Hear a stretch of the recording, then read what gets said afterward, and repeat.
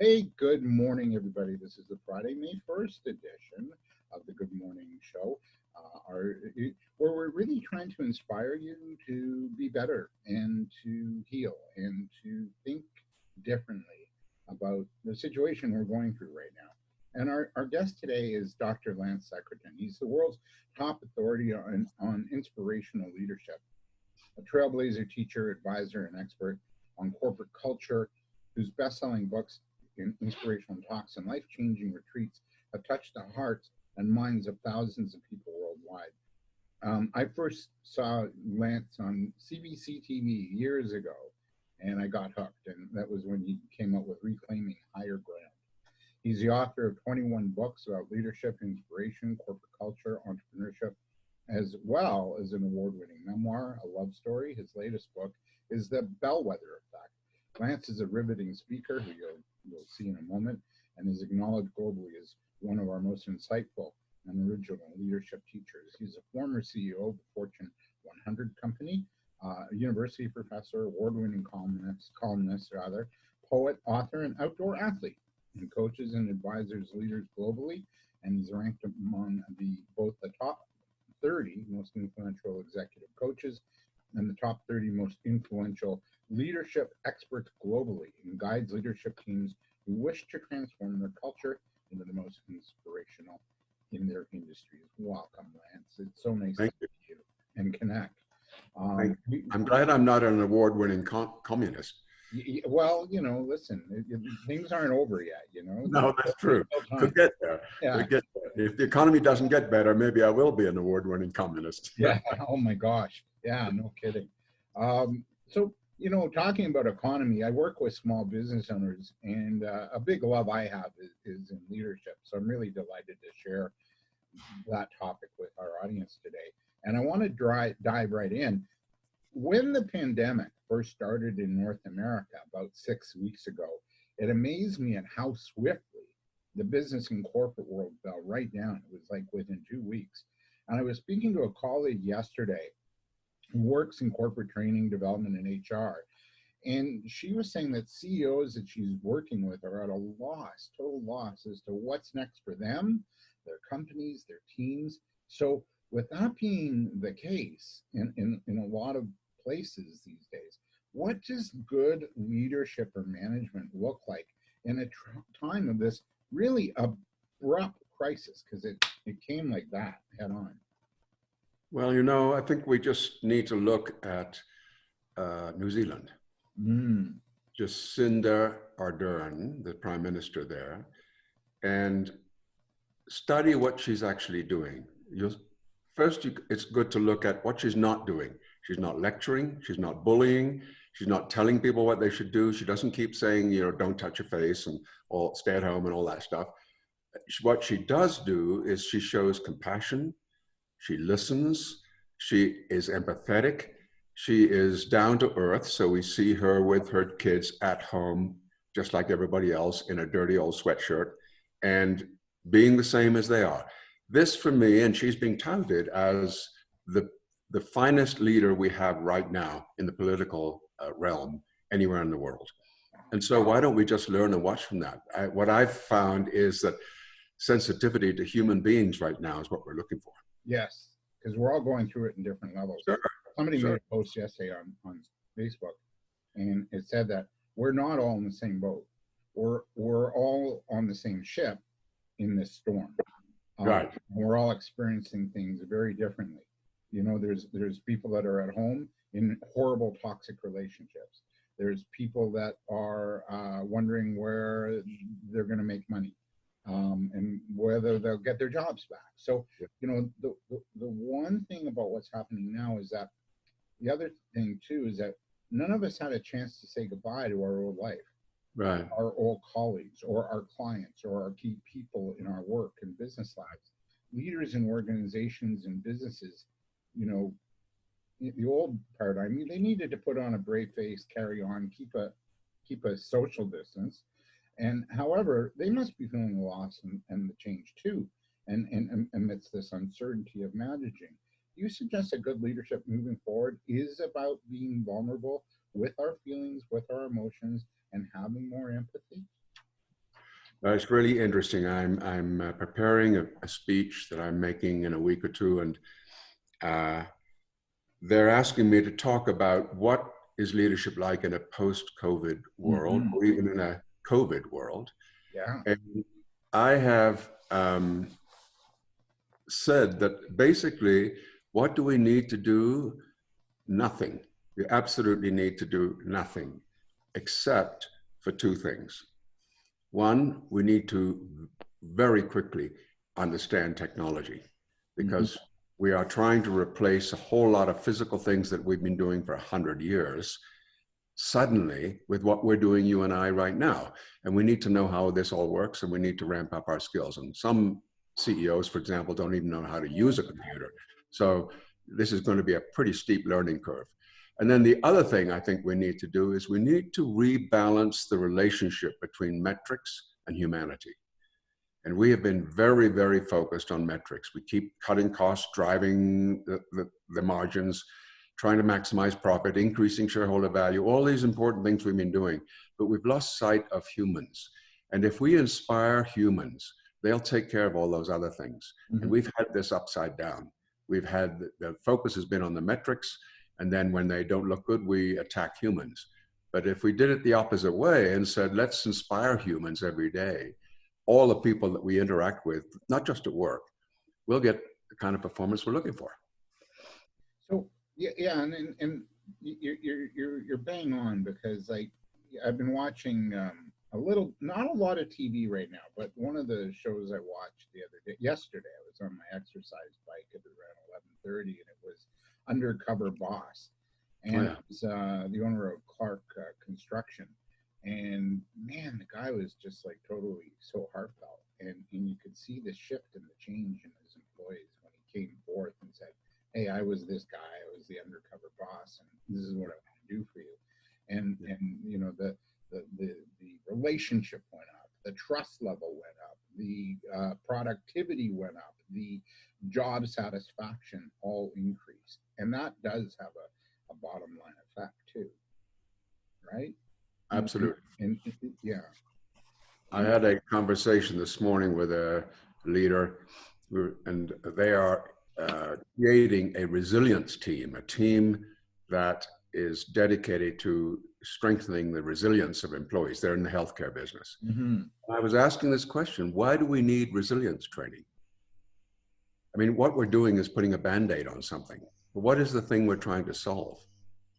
And if you think about it, in the healthcare business, for example, there are surgeons and physicians who are basically dealing with life and death issues every minute, not just now and again, all day long. But this is their sweet spot. This is what they're called to do. They don't need resilience training, because they're passionate about this. They're impacting the world. They're changing people's lives. They're saving lives. It doesn't get any more passionate or exciting or stimulating than that. They're doing the work they were called to do. Why would we need resilience training? The only people we need to do resilience training for is people who don't want to do what they're doing. The work is not good for them and is not a good fit for them. But resilience is not the answer. We shouldn't need resilience training. We should be in a place where we're passionate about what we're doing and loving what we're doing and doing it with every ounce of energy we've got. So you're bang on, and I want to talk more about that as we go on. The other area in business that we're seeing that's been impacted are the small business owners whose maybe their store or cafe has been closed since, you know, for the past 6 weeks, and you know everything has come to a screeching halt, and they're facing a couple of realities. First of all, is that of loss, and then you know maybe the need to pivot or recreate something new might be a challenge for them right now. What needs to happen for them to begin to emerge from the ashes of change and loss right now and be able to move forward? You know, like the small business owners that are Yeah. affected. Well, you know, I think what's really important right now, David, for everybody in business at least, Mhm. no matter what size your business is, and no matter what kind, whether it's a for profit or not for profit or whatever, the most important thing is that we're going to judge you based on how you behave today.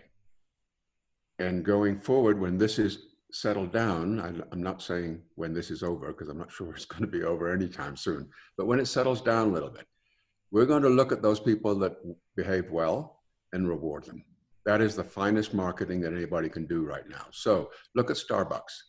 Starbucks has basically shut all their stores, but you can in some cities, especially as they're releasing some of the lockdown restrictions, they're putting a area in front of their restaurant where the staff hand you or put your coffee on the table, you pick it up from there, but you can't go into the store. But more important, what they've done is they've taken their entire supply chain and their enormous delivery system and pivoted it to serve homeless people. So they've served, the last number I saw, they'd served 700,000 meals. I mean, this is an organization with an enormous infrastructure capacity, with trucks and delivery vehicles and what have you all over the world. And they're just using that. They haven't parked that. They're using it now to serve the community. Now, I don't know about you, but for me, that's like 10 points on my scale. When I go looking for coffee in the future, it's going to be Starbucks. Right. This is the most powerful marketing they can do. I agree. And I think that's what companies and organizations need to do moving forward is to, okay, we've got this space. What do we have? What are our assets? What can we do? What can we give? I read yesterday, Lance, London Drugs at West. They're, Western Canada, Yes. Canada drug chain. And they're opening some of their space to small business owners to be able to sell their merchandise. Because the small business community is just getting rocked, right? So, yeah. So that's the answer to your question, isn't it? We need to behave well right now. We need to be super creative about how we actually deliver this. So takeout is obviously a big deal. Sure. And you have to reinvent how we're going to do this. One of the things we can't do is whine or complain about it. It is what it is. We're dealing with the hand we got dealt. So we need to play it as well as we can. Yeah. And we have to feel the emotions that come up and just be okay with it. Sure. The Chinese say out of chaos comes opportunity. And we just talked about opportunities being taken. What opportunities might exist then post-pandemic?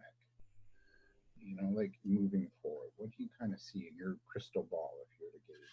Well, when you look at what's happened to technology, I've heard a couple of statistics that are sort of stunning. We had something like 20 million daily downloads in December for Zoom. They just passed 300 million. That's like almost 20 times more traffic. And of course, it caught them by surprise. They didn't know a pandemic was coming, but they pivoted like crazy. But what it's shown is that this company probably accelerated their development and growth by like 15 years. In the UK, I've learned that the implementation of telemedicine in the UK, where you're basically talking to a physician on the phone or on Zoom, has advanced in 1 week their telemedic technology by 10 years. So what I think we're going to see is this enormous increase in technological capacity and innovation, where frankly, I think, David, you and I are going to be basically able to touch each other because we'll be holographic and it'll be artificial intelligence guiding the conversation. So it won't feel kind of two-dimensional like this does. It'll feel much more like we're in the same room together. And there'll be all kinds of technology that helps us to achieve that. So we need to pivot there because it's going to be where we're going to live a lot of our lives going forward, it seems to me. So anybody in technology is obviously looking at that now. Yeah. I still miss a hug though, You still get that. Doesn't mean we do without it, because we will certainly do that, but we'll find new ways of doing it as well. Yeah. I had a meeting with somebody the other day, yesterday actually, and we toe tapped, and I've never seen that before. I didn't even know what that was, but he held his foot out and I held my foot out and we touched toes, and I guess we were about 6 feet apart.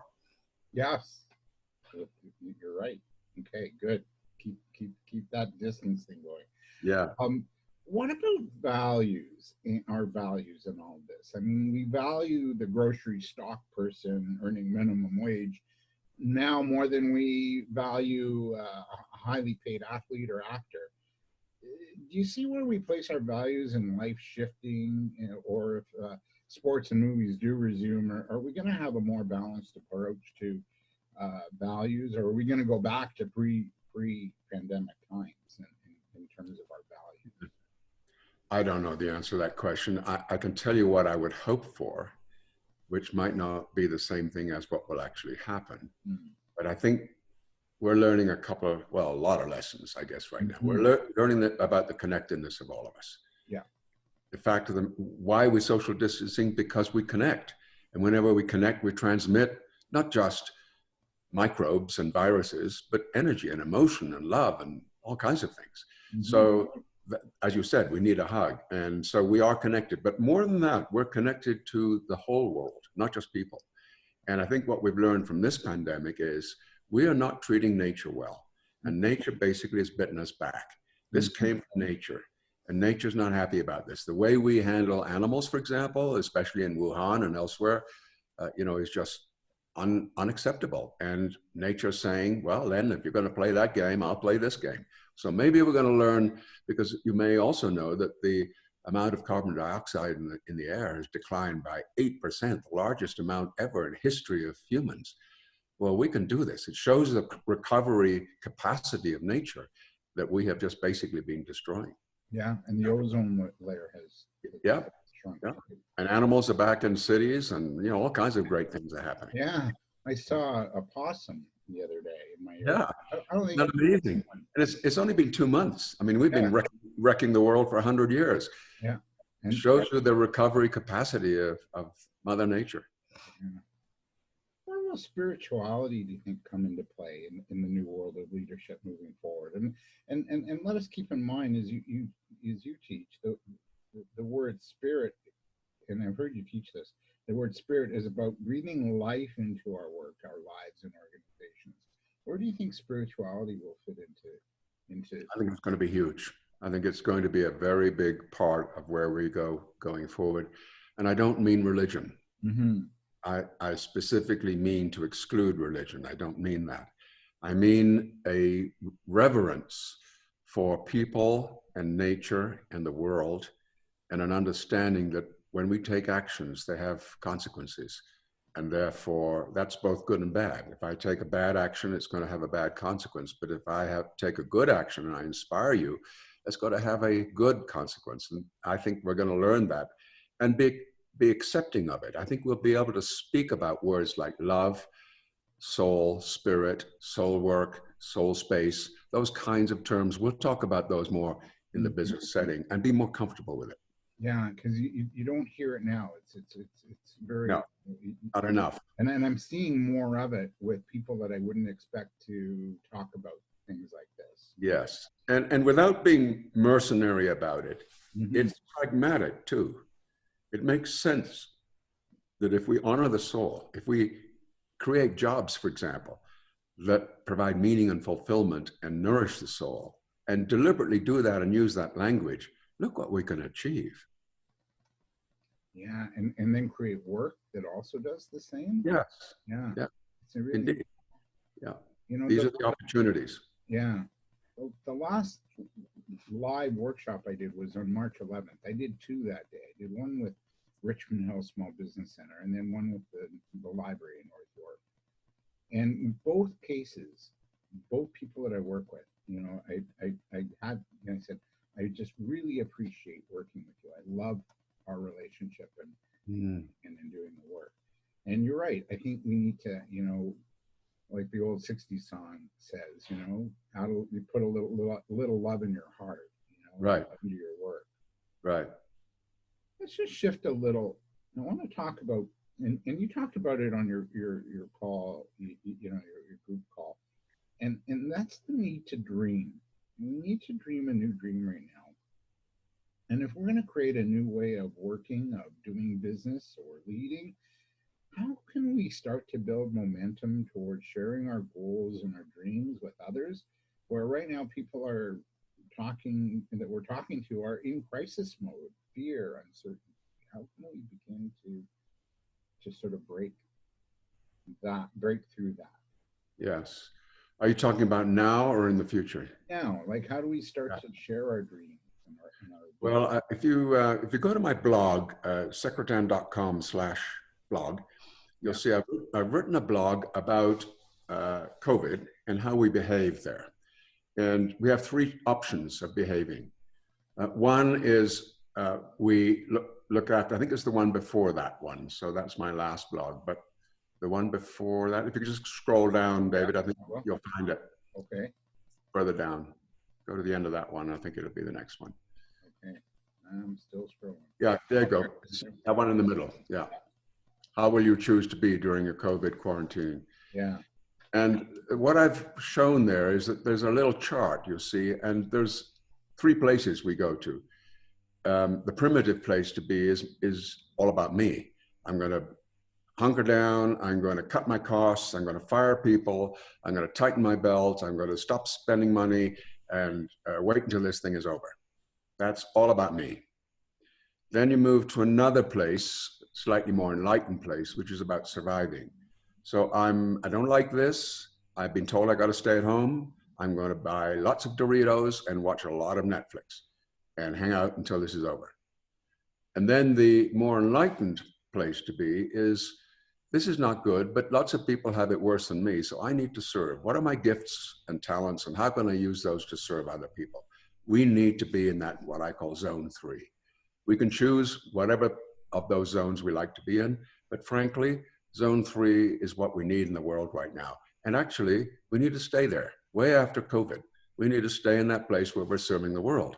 And so I think the answer to the question is, how can we be? This is, in my mind, how we be.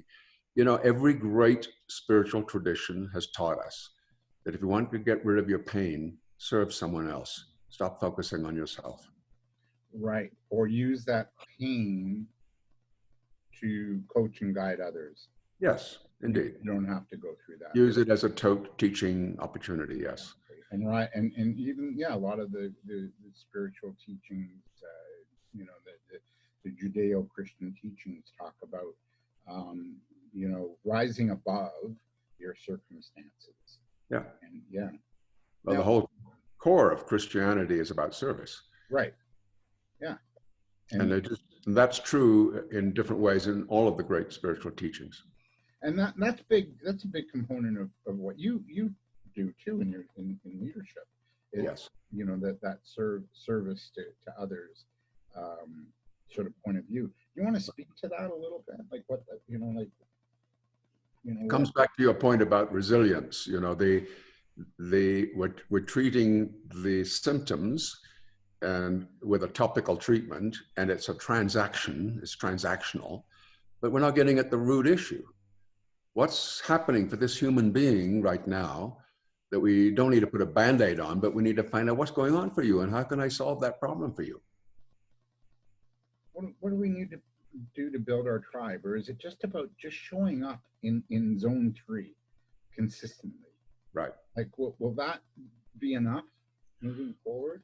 Well, there's tons of research on this that shows that, you know, like the helpers high and so on, the people that are in the front lines right now, for example, yes, they're exhausted. Yes, they're in danger. Yes, it's not safe. There's all kinds of issues for them, and they're not paid well either. But they are very committed, and serving others and saving their lives blocks out any other issues they're thinking about. They're just too busy doing good work for other people to be sorry for themselves. And as you know, and it's a terrible thing to see, a lot of healthcare workers are dying because they're so committed to that. And that's the kind of passion that's going into this. So when you're in that serving place, you don't think about, oh, this is bad, or I don't like this, or this sucks, or whatever. You're committed to saving people's lives and helping them and inspiring them. Yeah, boy. The sacrifice can be huge. Absolutely. Literally lethal. Yeah. But really, if you stop and think, like, you know, if well, you talk about legacy a lot.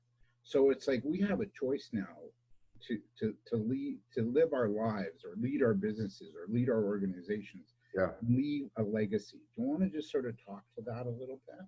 Yeah, David, that's a really good point. So let's amplify what we were just saying. I don't want to be the person when this is over and somebody asks me, what did you do during COVID? And my answer is, well, I ate Doritos and watched a lot of Netflix. I don't want to answer that. That's not what I'm going to say. I'm going to say I worked my butt off trying to serve and help other people while we navigated this horrible situation. and I did everything I possibly could to make other people feel better. Yeah. Or you bettered yourself even, you know? Well, that's the legacy. My legacy is not going to be I ate Doritos and watched Netflix. No, no, that's just, yeah.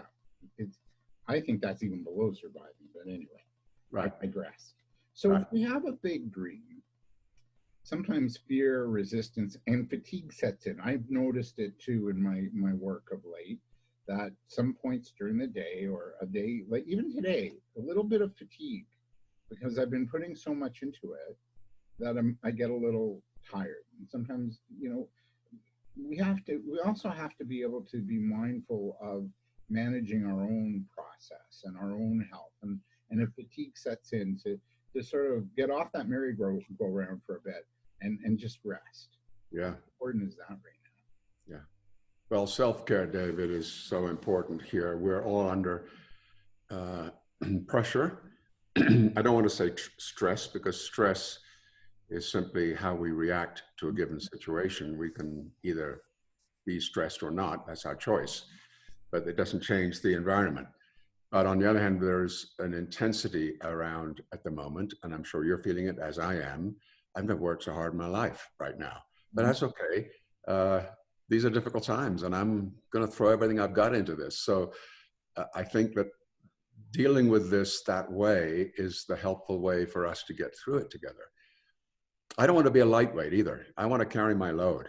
I don't want other people to look at me and say, hey, you're not picking up your weight. You know, you need to throw some effort in here. I don't want people to say that about me. I'm going to go over the top and put every effort I possibly can into it.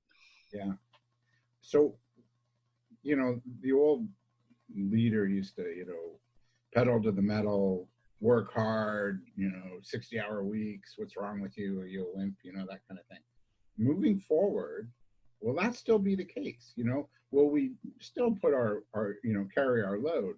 But, you know, will we also be mindful of our process and start to take those timeouts and to nurture ourselves, you know, whether it be just like a hot bath or a good nap in the middle of the day. What's your take on that? Sure. Well, and also solid nutrition and solid exercise and solid sleep. All of those things are crucial. There's no medicine better than sleep. Mm-hmm. I think that we need to pay attention to self-care, but I think the question you're asking has a much bigger forward-looking picture. For example, I think people are going to be probably at home for at least 4 months, maybe longer. Mm. And there's going to come a time when the boss is going to call and say, okay, you can come back to work now. And I think we're going to say, I don't think so. Yeah. Why would I get in a car and drive for hours and pay ridiculous amounts of money for parking and all the rest? I don't even need a car. And you're asking me to go do something that is frankly useless. So no, I think I want to stay home, meaning we now have an extra 2 or 3 hours of available time during the day, which can be used for both work or personal life. And tell me, what are they going to do with all those buildings downtown? Yeah. You know, and I've heard that one of the brilliant ideas I've heard is that we're going to turn those buildings into affordable housing, which I think is a stunningly good idea. We need affordable housing, and we're not going to need that infrastructure downtown. We're going to see downtown empty or light anyway for a long time. Yeah, I agree. I totally agree. So what are some actions that we can take around overcoming or managing through the emotional and feeling states that we might be experiencing? So as mentioned today, I spoke to a colleague who said, you know, I'm feeling off today. I'm feeling restless. I'm feeling fatigue. I'm feeling just not myself. How can we get better at managing those emotional and feeling states? Because right now, you know, we can't walk into the chiropractor and say, hey, you know, I need, right. And we can't have that massage therapy session. Right. So right. Yeah, what can we do to manage our, you know, our feelings and emotions that come up? Because I think you alluded to being empathic. I know I am, and I feel things. You know, I feel the collective energy. Yeah. Yeah. Well, I think it's more of what we were talking about earlier. If you're feeling sorry for yourself or tired, ask yourself, who can I serve? Who needs my help? Who needs a call right now? Who should I talk to cheer up? Because as soon as you do that, as soon as you're talking to somebody else and trying to get them and lift their tails up, as it were, you feel better. And that's not discounting all the things we need to do to take care of ourselves. We shouldn't exert ourselves to the point where we're collapsing. And this is, really, in healthcare, that's an extreme problem because there's a small gap between service and sacrifice. Mm-hmm. And once you get to sacrifice, you start wearing out, and then you're not effective for people. So very important to take care of ourselves that way. Let's look at the foundations of good leadership. And we talked about this notion of dreaming into the new, but also having a really compelling mission and vision in that as the core of how we build up and we create something new and different. If we're about creating something new, it's vital to have those clearly in place and to share it with those we want to reach. What goes into a mission and vision statement that's going to catch, that's going to be less about us and more about those that we serve and connect with? Because you alluded to on the call early, the weekly call, you alluded to some really compelling missions of big companies that shifted from a me to a we. Do you want to share a little bit more about that? Yes. So I do a lot of work in this field. I help companies identify their higher purpose, we call a dream. And we've done this for a lot of organizations around the world. So the first thing I would do is remove mission, vision, and value statements and throw them in the toilet. They are simply useless. They don't guide us. They don't actually inform us. They're one of the many things that I've written about in my last book, The Bellwether Effect, where I've said these are the 8 things we do that really piss people off, and we should stop doing them. Who gets excited about mission statements? I've asked people to tell me their mission statements. They don't even know where they are. And if they can find them, they have to go to a file folder somewhere and pull out something. Well, if you can't even remember what it is, how can you live it? And what's the point? And most mission statements really are about being the biggest, best, fastest, highest quality, best customer service, all that stuff. That's not what we're really talking about. We want to be inspired, and we can't inspire people with those kinds of rubber stamp sort of ways of doing things. So I want to suggest instead, what's the dream? What is the big thing you're going to do in this world with your organization that's going to change the world and make an impact and make everybody feel better? Like Starbucks, whose dream is to create the 3rd place. Not to be the biggest, best, most popular, most successful, most profitable coffee shop. They don't even see themselves as a coffee shop. They are the 3rd place after home and work. This is the 3rd place where people congregate, where they hang out, where they hook up, where they have job interviews, where they do their homework. There's all kinds of things going on in the 3rd place, which is called Starbucks. And that's the kind of passion that drives the success of that business. And I can tell you that story over and over again with many other companies that I've worked with.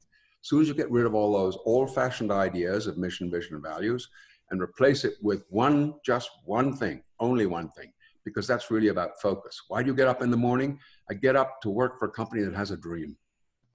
And my job is to contribute to the making of that dream. So that's, like in the words of Walter Whitman from the Dead Poets Society, what will your life mission be? What will your life purpose be? What is your dream? And Starbucks, even they do have a mission, and it's all about inspiration, to inspire one person, one neighborhood, one cup at a time. Kind of. Yeah, sure. And I think you can say that of lots of companies which don't have cookie cutter mission statements, but they describe the higher purpose of what they're trying to achieve. I work with a company in the States called Humana, which has been a very large health insurance company. And their dream is to help people achieve lifelong well-being. Not to insure them, not to give them health insurance coverage. They do that, of course, but to help them achieve lifelong well-being. And that is a much bigger picture than health insurance. Yeah, and it goes deeper than health insurance. Right. And it's not just health. No. It could be financial, for example. Right. And overall wellness. Right, exactly. But now you come to work, not because I am working for a health insurance company, but I'm working for a company that wants to help people achieve lifelong well-being. This is a much bigger idea. Yeah. And now, you know, I've seen Mike McAllister, when he was the CEO there, be on the conference call with analysts on Wall Street, and somebody will pick him apart about the margins in Oklahoma City or something. And he'll say a very cogent answer, like, this is what we're doing about that. But then he'll say, I want you to know something. This is a company with a dream. Our dream is to help people achieve lifelong well-being.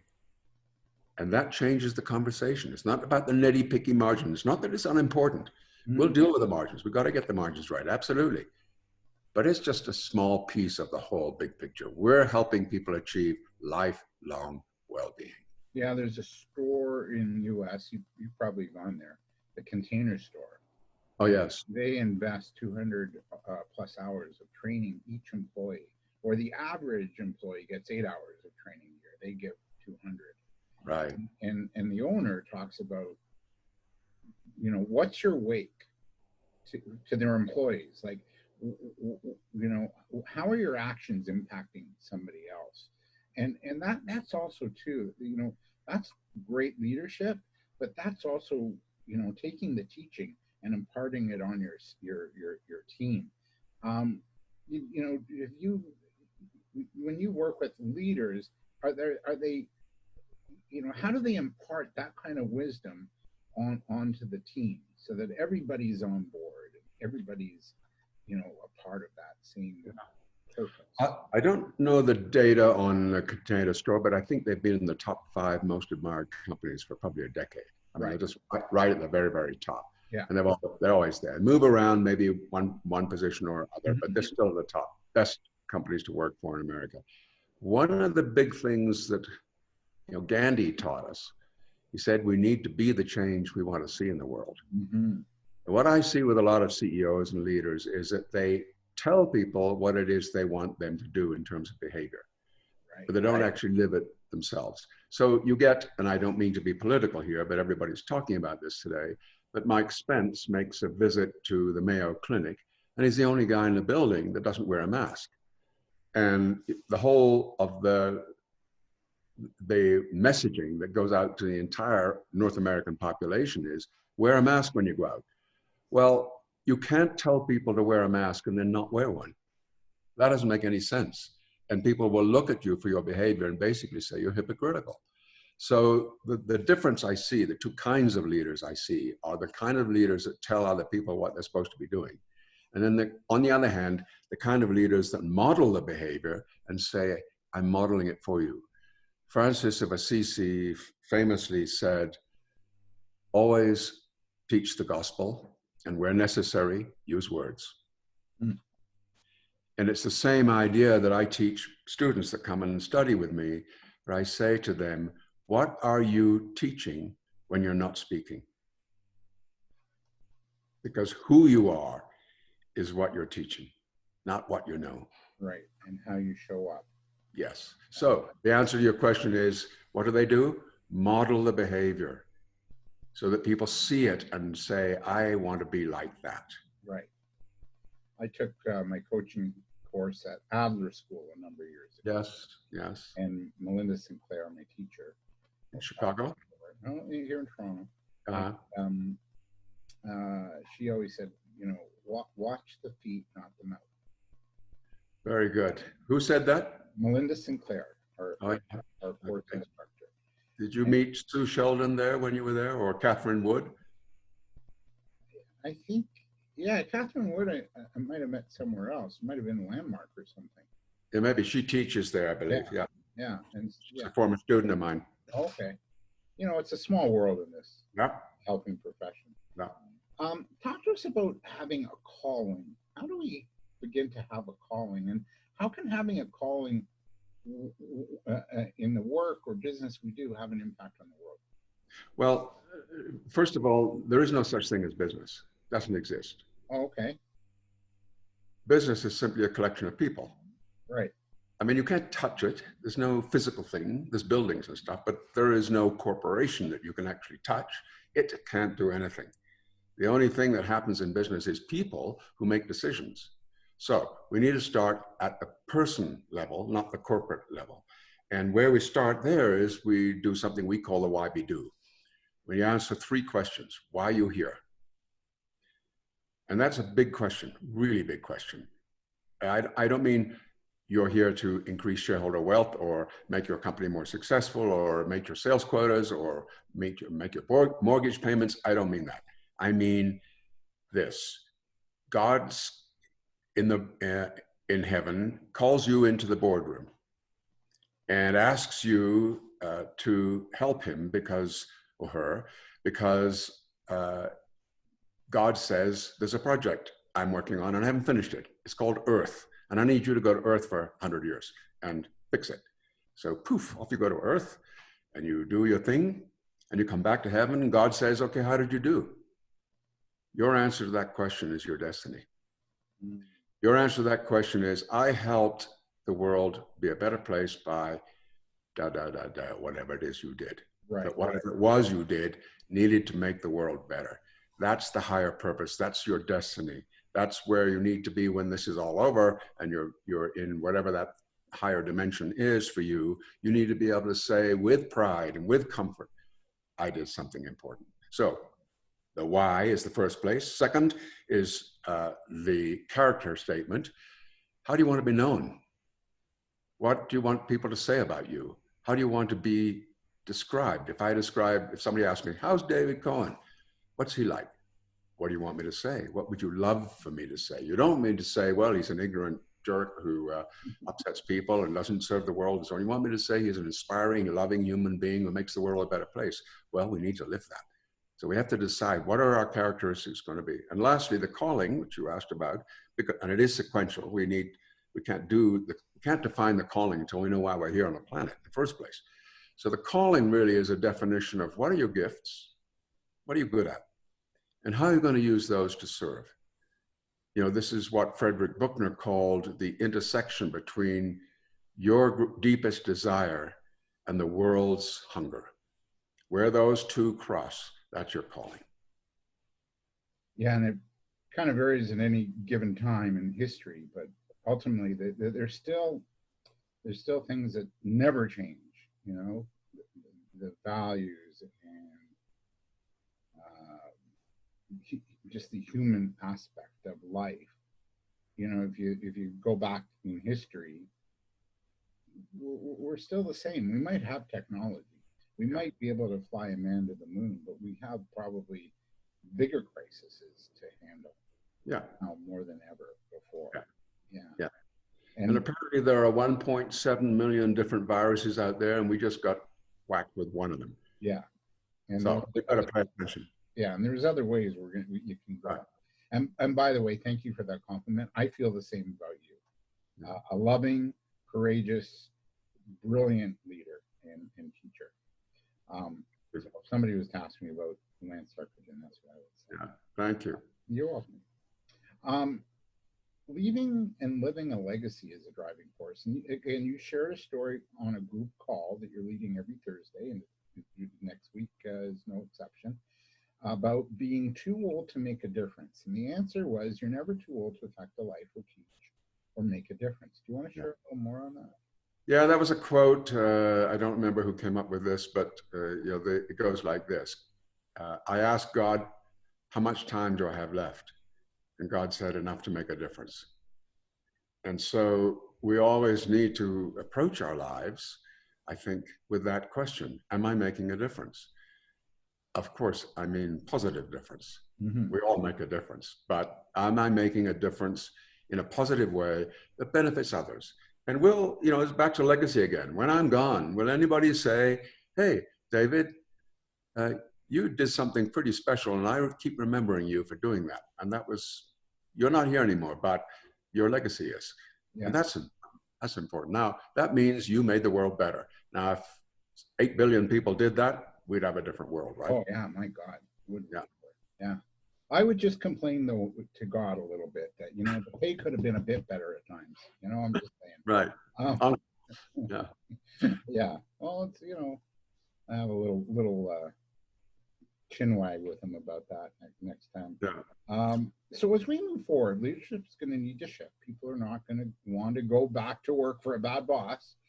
What do you think the future of healthy leadership is going to look like moving forward? Healthy leadership. Healthy leadership? Is that what you asked? Healthy leadership? Yeah. Yeah, that's an interesting term. I think it's about, as I said earlier, about inspiring people. Let's start at a different place for a minute. I'm answering your question, but slightly obliquely. The first problem is that leadership as a subject is broken. We just can't teach it. We don't even know what it looks like. And we can't even describe it. If I asked you what is leadership, you'll give me some woolly answer, which is what you believe, but it would be different from what other people believe. Well, if it's that variable, how can we teach this thing? And many, many people have tried. We've written, 240,000 books on Amazon about leadership. We've got if I got this right, $170 billion a year being spent on leadership development. And look, it's broken in Wall Street, in Washington, in Ottawa. It's broken in healthcare. It's broken in academia. It's broken in the police force. It's broken in the family. Where can we point to great examples of leadership? And we don't want to keep trying to do this because it's not working. So let's change it. So what are we going to change to? Well, we're going to change to inspiration. I don't need you to teach me anything about leadership, nor do I need a leader. I'm smart. I can do things. You tell me you want me to satisfy customer needs. I know how to do that. I don't need leadership to tell me how to do that. But what I do need is inspiration. I want you to be inspiring because I will serve the socks off a customer if I'm inspired. Everything in life is determined by inspiration. I watch a movie that inspires me. I listen to music that inspires me. I fall in love with people that inspire me. I join companies that inspire me. I go to restaurants that inspire me. I listen to movies and other things that inspire me. And as soon as they don't inspire me, I stop doing it. So everything depends on inspiration. So what are we looking for in leadership? We're looking for leaders who know how to inspire other people. And that's to breathe life into it, breathe God into it, breathe love into the work. And honesty and integrity. I think that's the key thing that's lacking. And then fear. There's a lot of fear. Yeah, let's talk about that for a second, because what we've done, you see, is we moved from leadership. Well, we moved from management to start with, long time ago, like 100 years ago. We were managing people like they were little pawns on a chessboard. Yeah. Then we realized, oh no, this is not about management. This is about leadership. And there's a difference. And then we said, now we're saying, well, actually, it's about motivation. We need to motivate people, and we need to motivate them to perform. Well, that's a fear-based system. And we work well for a short period of time when we're motivated. So, David, I'll give you a sales quota, and I'll give you a bonus if you achieve your sales quota. Now you're in fear mode. What happens if you don't make your quota? You'll probably get fired. It won't get your bonus either. So it's pretty bad if you're not able to do it. So now you're a little rat in a cage, scrambling like crazy, trying to make your quotas. That's basically the system we've been running forever. We've become experts at that. That's human resource policy, that's leadership theory, that's marketing, that's politics. All of these places work on that basis. You'll buy my product or you'll be ugly. Vote for me or the bad guys will get you. Join my religion or you'll go to hell. Everywhere we look, it's that system. So now what we're moving to is a different system, which is, I'm not doing something to you to motivate you. I want to inspire you, which is intrinsic for you. So I want you to feel so good about what we're doing that you love that. And the word love is important here. And you love the outcomes. You love what you're doing. You love the results that happen. You love the whole experience of it. And you love the people that you work with. Now we can get to a place of inspiration. So the bottom line on this is fear is the underpinning fabric for motivation. Love is the underpinning fabric for inspiration. Where do we need to go? We need to inspire. Yeah. We need to feel inspired. We need to inspire others, and we need to inspire the world. Yeah, I so agree. And having been in a government position for 3 years, I really, really noticed that a lot of the decision making or the indecision making was based on fear. What are the taxpayers going to say? What are the optics of this? Right. Oh, we can't do that because there could be repercussions. And it's like, that's no way to run a big organization, known as a government sector. Right. It's really got to be about, to me, about inspiring your employees to make a difference in the lives that we touch. And, if it costs a little bit more money, then so be it. Job well done. Well, it might cost more money, but the results are going to be better. Sure. I mean, think about it. I often say to clients that I work with, you're doing really well. Most of the companies I work with are very successful. But I say, imagine what could happen if they were inspired. I mean, you're already doing well. This would just be even that much better. And the way I sort of sum this up, David, is that motivation is lighting a fire under someone, and inspiration is lighting a fire within someone.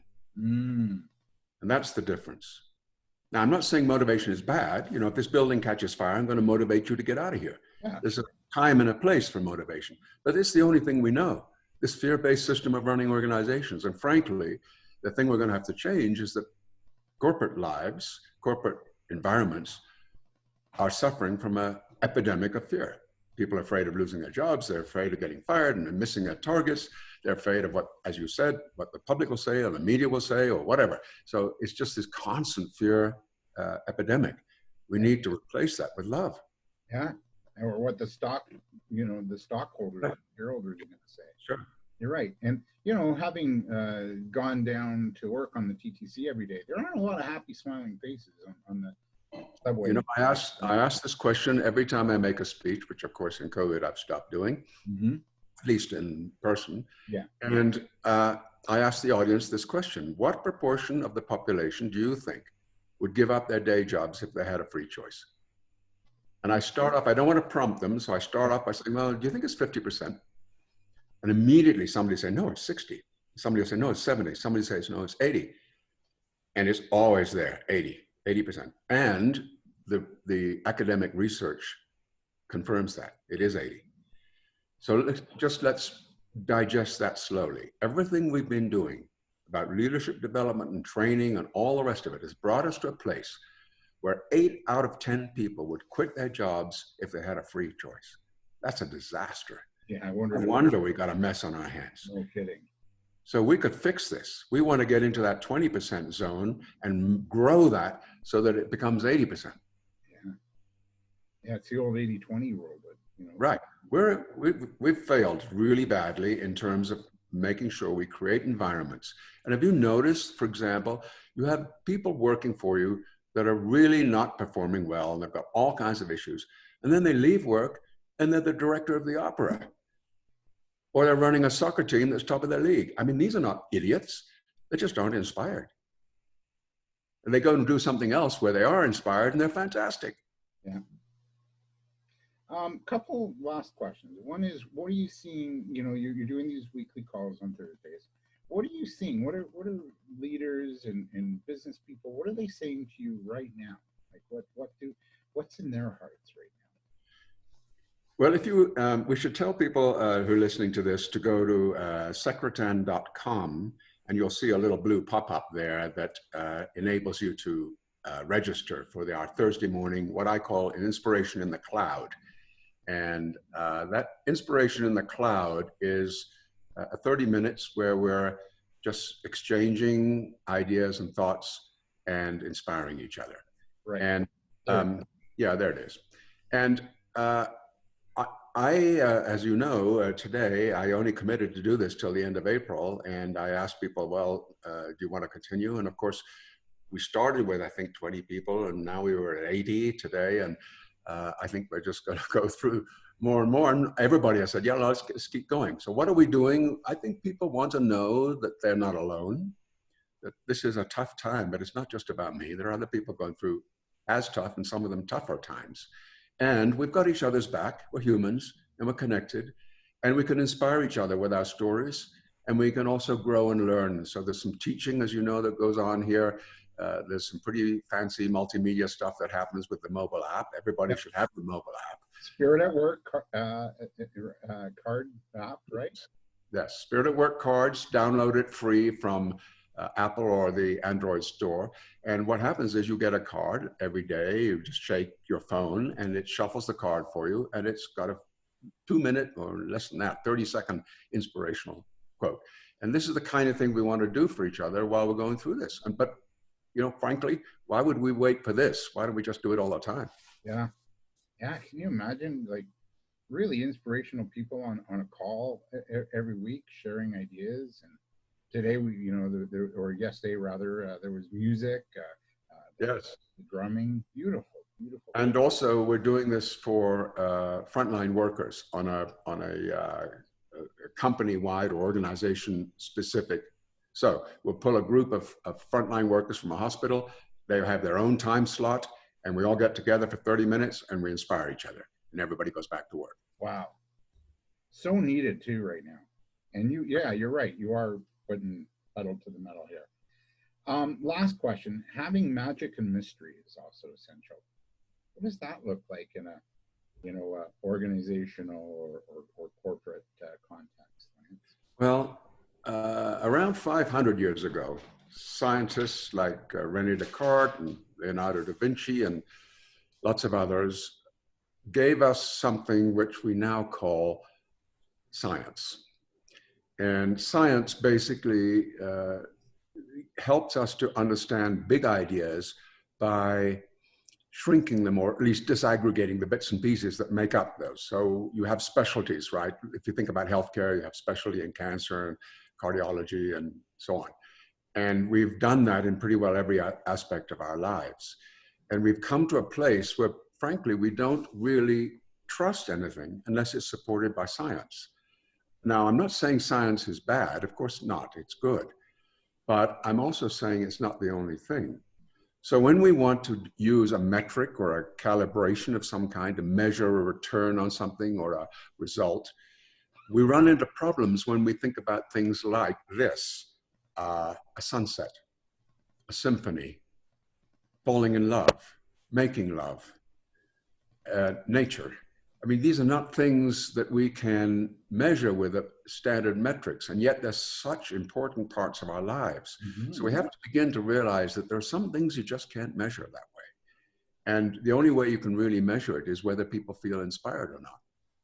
And we can, if we want to, get down to a science there too, because we could do a mouth swab and measure the biochemicals of the body, and we could tell which biochemicals are flowing, and therefore we could tell whether you're inspired or not. But we don't need to do that. I mean, when I'm sitting watching a sunset, I'm inspired. And I can't give you an Excel spreadsheet on a 0 to 10 scale about how I'm feeling about that. So magic and mystery have been banished from the corporate world, and we need to bring it back. We need to have that magic that happens when people say, wow, that was amazing. I can't give you a metric on it, but I can certainly tell you how I feel. And I feel happy, I feel joyful, I feel fulfilled, I feel inspired. How do you measure those things? You can't. No. So we need to bring that back, because those are important parts of lives, all of our lives. Yeah. How do you smell a rose? What am I going to do? Say on a scale of 0 to 10, this rose is a 6. I mean, how can I do that? Yeah, you know, I love this time of year, and I find there's magic and mystery in the spring. Why? Because it starts getting lighter earlier. The birds are singing. Right. The leaves are starting to appear on their own. Right. They're not being motivated or bossed around by a manager or a leader. They're just doing what they do every year. Right. And can you imagine life without that? Like, I can't. Right. You know, it just wouldn't be the same. No, What a great chat today. I thank you so much. And here's your website. I'm just sharing, supporting frontline workers during COVID, right? And that's the new book. Right. Right. I guess the book tour is going to have to wait. No kidding. Yeah. Yeah. Wait forever. Well, no, let's not go there. Well, we don't do book tours anymore. They're basically, the publishers don't do that much anymore. No. It's okay. There are other ways of getting the message out. Yeah, for sure. Yeah. So it's we reach you at your website, and then you've got those calls as well, right? On Thursday morning, 11 o'clock Eastern time. Yeah, beautiful. I so appreciate you, and I just wish you good health and keep doing the good work. And I'll see you next Thursday on the You too, David. Thank you for our time together. It's been great. Enjoyed it. A pleasure. Lance Secretan and